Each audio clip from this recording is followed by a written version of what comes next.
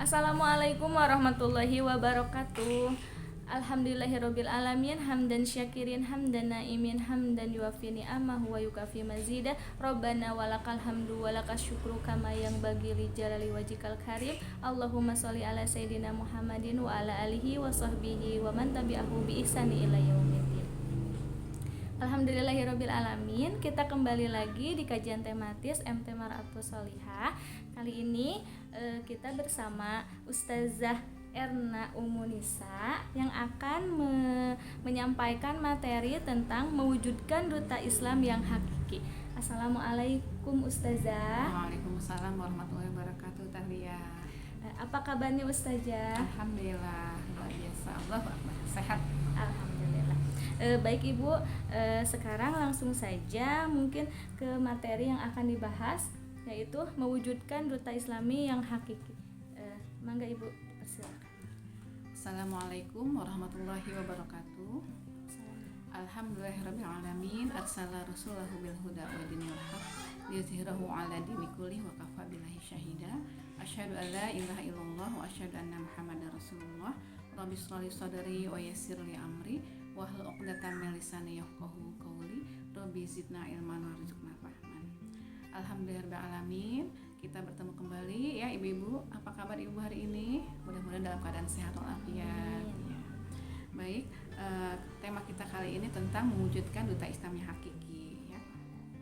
Tidak terasa ya Bu, 2 hari yang lalu kita memperingati Hari Sumpah Pemuda ya, di tanggal 28 Oktober ya. Dimana pada saat itu ya para pemuda khususnya di Indonesia ya, menyatakan ya kecintaannya untuk menjaga negeri ini ya dengan sepenuh hati gitu ya. Nah, dari momen tersebut dapat kita lihat ya bahwa pemuda lah ya yang menjadi tonggak perubahan dari sebuah bangsa ya. Karena di tangan pemuda lah ya terdapat tanggung jawab untuk mengantarkan umat menuju kebangkitan yang hakiki. Khususnya pada generasi muda muslim ya. Ketika menyadari hakikat kebangkitan yang sejati, niscaya ya pemuda generasi muslim ini akan menjadi sebuah kekuatan besar gitu ya bagi kemajuan umat Islam khususnya gitu ya. Dan generasi muda muslim yang hakiki adalah aset yang sangat berharga untuk kaum muslimin gitu ya.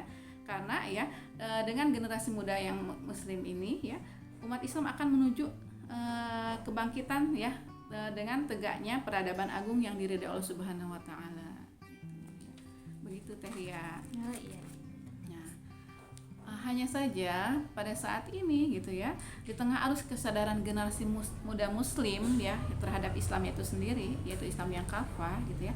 Banyak hal yang merintangi ya, yang datang justru untuk membelokkan ya semangat ataupun arah generasi muda yang benar ke arah yang keliru gitu ya, bahkan bisa jadi menjauhkan dari Islam yang hakiki gitu ya, Islam yang sebenarnya.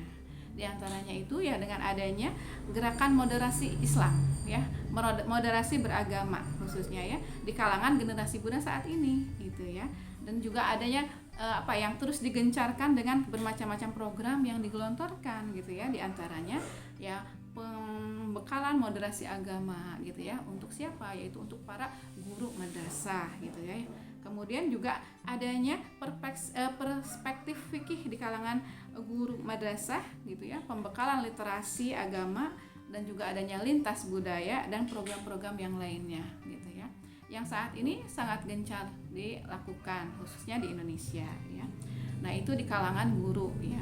Kemudian di kalangan pelajar dan mahasiswa ya, diadakan lomba-lomba gitu ya untuk mewujudkan profil-profil moderat ya, di mana pelajar dan mahasiswa ini diarahkan untuk memiliki pemikiran ya, pemahaman Islam yang moderat gitu ya, di mana Islam moderat itu kan tidak lain yang kita pahami itu adalah memahami adanya pluralisme gitu ya, jadi menganggap semua agama itu adalah benar gitu ya.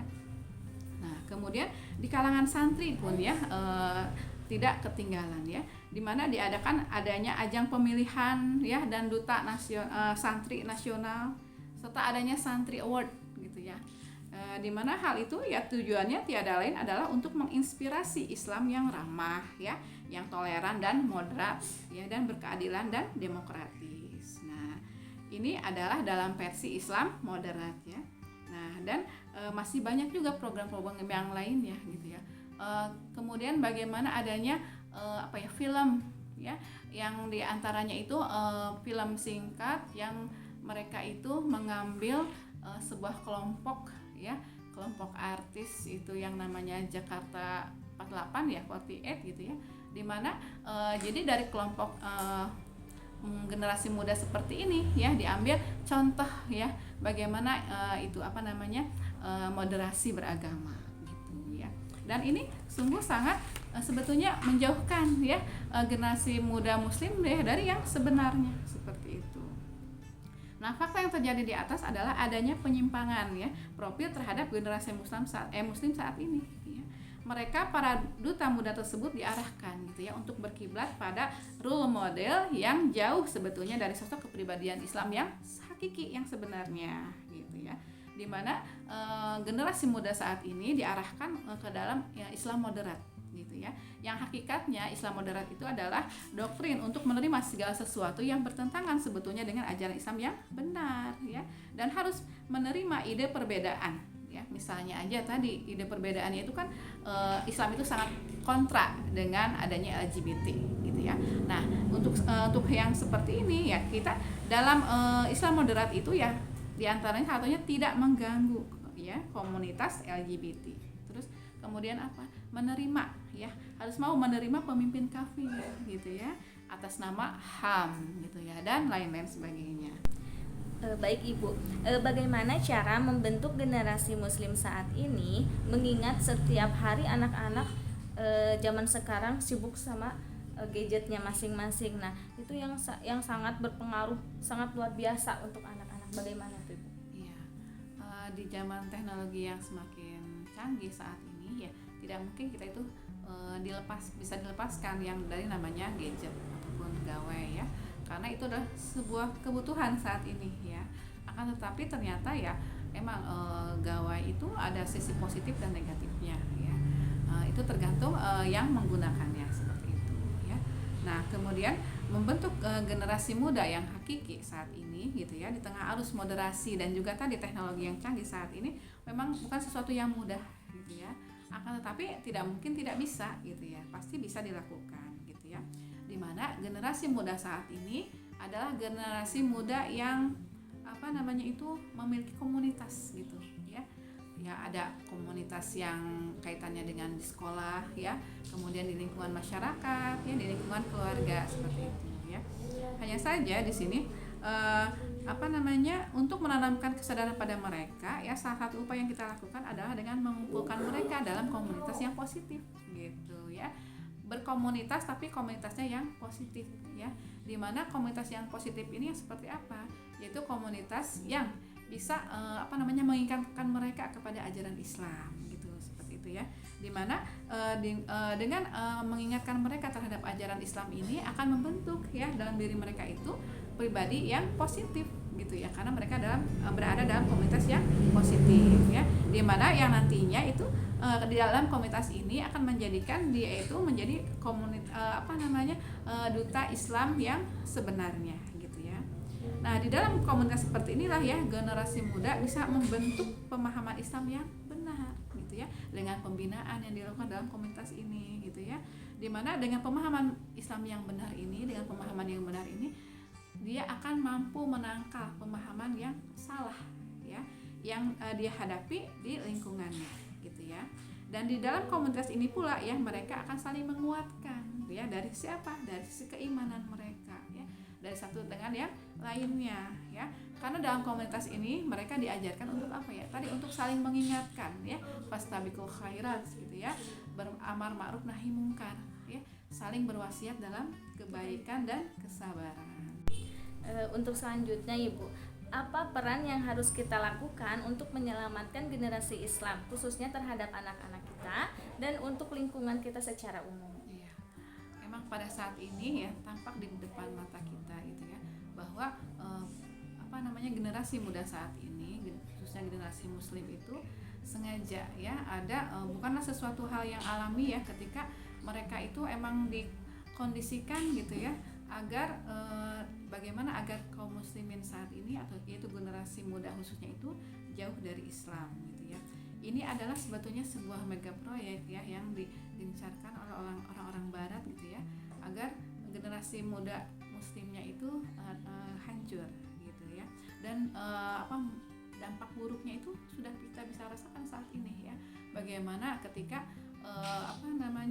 teknologi HP itu ya bisa menjadikan sesuatu hal yang menimbulkan kriminalitas ya, dan itu sangat bisa kita kita rasakan saat ini ya. Apa yang kita bisa lakukan itu adalah sebagaimana Rasulullah bersabda ya, barang siapa di antara kalian yang melihat kemungkaran gitu ya, maka ubahlah gitu ya, hendaklah dia merubahnya dengan tangannya, yaitu dengan kekuasaannya ya. Apabila tidak mampu maka hendaknya dengan lisannya, diingatkan gitu ya. Kemudian apabila tidak mampu lagi maka doakan ya, ataupun dengan hatinya, sesungguhnya itu adalah selemah-lemah iman. Jadi ya tadi dengan adanya hadis tersebut ya, kita bisa menggunakan kekuasaan kita gitu ya, ataupun tadi dengan lisan kita ataupun dengan hati kita gitu ya, untuk bagaimana agar dampak ya yang terjadi akibat dari penggunaan gadget gitu ya, yang memiliki dampak yang negatif tersebut gitu ya. Nah itu ya, jadi kita memiliki kapasitas masing-masing gitu ya dalam menerapkan ataupun dalam membendung ya arus negatif ya yang ditimbulkan adanya teknologi tersebut gitu ya. Nah kita harus berupaya ya menyelamatkan generasi Islam dari bahaya pemikiran moderasi tadi beragama ini gitu ya. Kita tanamkan pada anak-anak kita gitu ya untuk mengenal Islam gitu ya, yang bersumber dari Al-Quran dan As-Sunnah gitu ya. Bukan mengenal Islam dari pemahaman Barat gitu ya, yang tadi Islam yang moderat gitu ya, Islam yang memahami pluralisme gitu ya. Itu adalah bukan sumbernya dari Islam yang benar gitu ya. Terus agar tadi ketika mereka memahami Islam yang benar, mereka memiliki imunitas ya untuk menahan diri ya dari kesalahan-kesalahan ya, pemahaman-pemahaman yang salah gitu ya. Bahkan ya tadi bisa jadi pemahaman-pemahaman tersebut berbenturan dengan pemikiran yang benar gitu ya. Dia jadi bisa memahami mana pemikiran yang benar dan juga mana pemikiran yang salah, seperti itu ya. Dan juga kita tidak boleh tinggal diam ya untuk memberikan penyadaran ya Islam kepada lingkungan kita ya, yaitu dengan apa? Menyampaikan dakwah ya di tengah-tengah masyarakat gitu ya, dengan sesuai dengan kemampuan kita gitu ya, baik kepada siapa saja, yaitu kepada tetangga kita ya, kepada saudara-saudara kita gitu ya, kalau teman sejawat ketika kita misalnya dalam keadaan bekerja gitu ya, sehingga ya tadi masyarakat itu bisa memahami, menyadari mana Islam yang benar yang berasal dari Allah Subhanahu wa taala, mana Islam yang tadi Islam yang buatan ataupun Islam yang direka-reka, Islam yang itu dibuat sesuai dengan apa yang dikehendaki gitu ya oleh orang-orang barat misalnya ya, seperti Islam liberal gitu ya, seperti itu ya. Nah kemudian ketika masyarakat sudah memahami mana Islam yang benar dan mana yang salah gitu ya, nah masyarakat juga artinya bisa memahami dan ikut mendukung ya ke dalam Islam yang hakiki gitu ya, bukan kepada Islam yang ya tadi buatan rekaan manusia gitu ya, seperti itu Teria. Langkah-langkah apa saja untuk mengembalikan kesadaran generasi muslim akan pentingnya peran mereka sebagai duta-duta Islam? Ya, tadi untuk mengembalikan kesadaran para generasi muslim ya akan posisi dan juga potensi mereka miliki ya, lalu mengarahkan mereka untuk menjadi duta Islam hakiki, yaitu dengan cara apa? Harus ada gerakan penyadaran ya para generasi muslim itu sendiri gitu ya. Siapa yang melakukannya? Yaitu dengan yang dilakukan oleh sebuah komunitas ya, di mana komunitas tersebut itu ya berpijak pada mabda, yaitu ide dan metode Islam gitu ya, sehingga tujuan untuk mengembalikan posisi mereka sebagai duta Islam yang hakiki itu akan terwujud ya. Nah hanya dengan komunitas yang tersebutlah gitu ya, konspirasi Barat ya yang merusak generasi muslim saat ini gitu ya akan bisa teratasi gitu ya. Nah, Sejatinya gitu ya, peran penting generasi muslim akan teroptimalisasi ya dalam masyarakat yang menerapkan syariah Islam kafah ya.